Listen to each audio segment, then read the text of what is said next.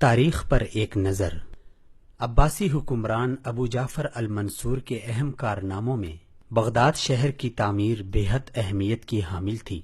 Baghdad شہر دنیا بھر میں اپنی خوبصورتی کے اعتبار سے بے مثال تھا۔ اس شہر کو دریائے دجلہ کے کنارے آباد کیا گیا۔ اس کا نقشہ دائرہ نما اور اس کے وسط میں ابو جعفر المنصور کا محل تھا۔ تمام خوبیوں سے مزین امراء کے محلات، بازاروں اور باغات کا سلسلہ دور دور تک نظر آتا تھا۔ اس کے گرد ہری فصلیں اور وسیع خندق کھودی گئی تھی۔ چاروں طرف دروازے اور ان دروازوں پر اونچے برج تعمیر کیے گئے تھے۔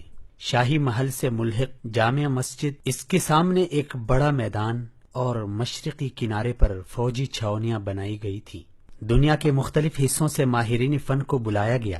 اس کی تعمیر میں قیمتی سامان کا استعمال کیا گیا۔ ان سب کے ساتھ ساتھ شہر بغداد علم و ادب کا گہوارہ بھی تھا، لیکن اس شہر بے اما کو بار بار تباہ و برباد کیا گیا۔ اسے انسانوں کے خون سے غسل دیا گیا۔ اس کے حسن و جمال اور علمی خزانے کو تہ و بالا کرنے میں وحشیوں نے ذرا برابر رعایت نہیں برتی۔ یہ وحشی قوم تاتاری جو انسانیت کے نام پر بدترین دبہ ثابت ہوئی، بے رحم اور سفاک انسان نما مخلوق، شیطانی قوتوں سے بھرپور اس وحشی اور درندہ صفت قوم نے لاکھوں انسانوں کا خون بہایا، عورتوں کی عصمتوں کو تار تار کیا۔ یہ جہاں جاتے آبادیوں پر قہر بن کر نازل ہوتے، فصلیں جلا دیتے، عمارتوں کو مسمار کر دیتے۔ تاریخ نے تاتاریوں کے سردار کو چنگیز خان کے نام سے ذکر کیا ہے۔ چنگیز خان نے اپنی پیدائش کے بعد پہلا ذائقہ خون کا ہی چکھا تھا۔ اس نے اقتدار کی بلندی پر پہنچنے کے لیے انسانی سروں کی سیڑھی لگائی۔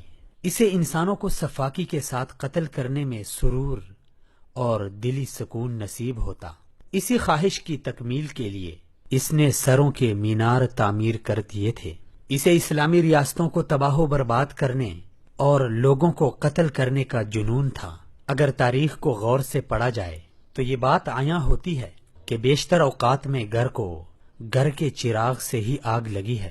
میر صادق نے ٹیپو سلطان سے جو غداری کی، اسے تاریخ نے محفوظ کیا ہے۔ میر جعفر نے نواب سراج الدولہ کے ساتھ جو سلوک کیا، اس کو بھی تاریخ نے فراموش نہیں کیا۔ ابن القمی نے اپنے مفادات کی خاطر خلیفہ معتصم کے خلاف ہلاکو خان کا ساتھ دیا تو نتیجہ یہ نکلا کہ ایک عظیم سلطنت کو تاتاریوں نے اپنے گھوڑوں کے کھروں تلے رون دیا۔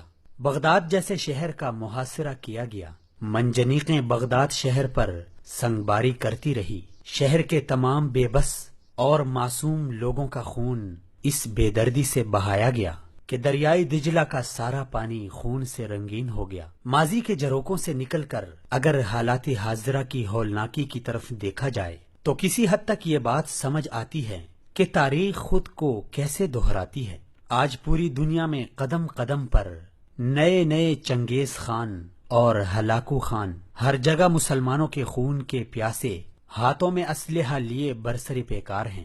امتی مسلمہ کے خون سے زمین سرخ ہو گئی ہے۔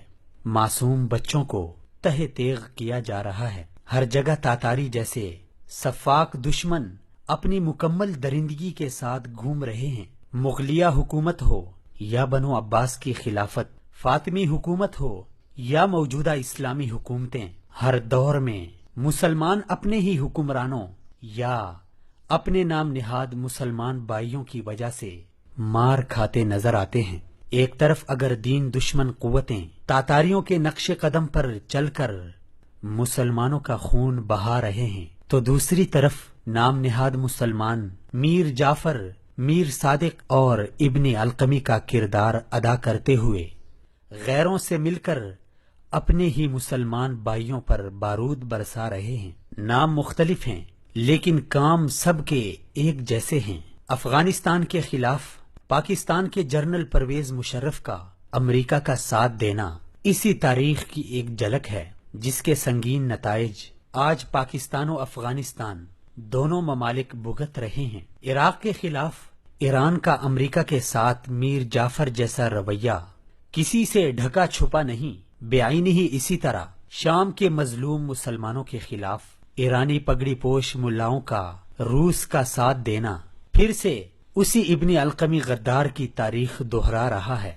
آج دین دشمن اور ان کے حواری نام نہاد مسلمانوں نے امتی مسلمہ کا گھیراؤ مکمل منصوبہ بندی کے تحت کیا ہوا ہے، جس کی وجہ سے مسلمانوں کا اتحاد پارا پارا ہو چکا ہے۔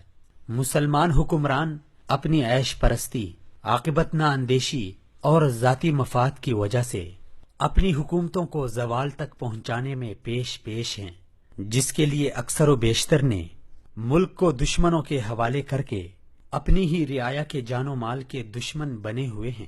تاریخ سے عبرت لے کر امت مسلمہ کے تحفظ کے لیے دنیا بھر کے مسلم حکمرانوں کو ہمت و جرت کے ساتھ بہادری، جواں مردی اور ثابت قدمی، اتفاق و اتحاد کا مظاہرہ کرنا اور اپنے مطالبات منوانا، شہری آبادیوں پر حملوں کی روک تھام اور ظلم و جبر کے سلسلے کو روکنا ہوگا۔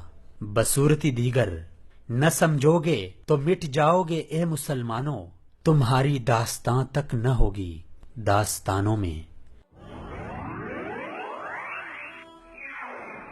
وصال اردو۔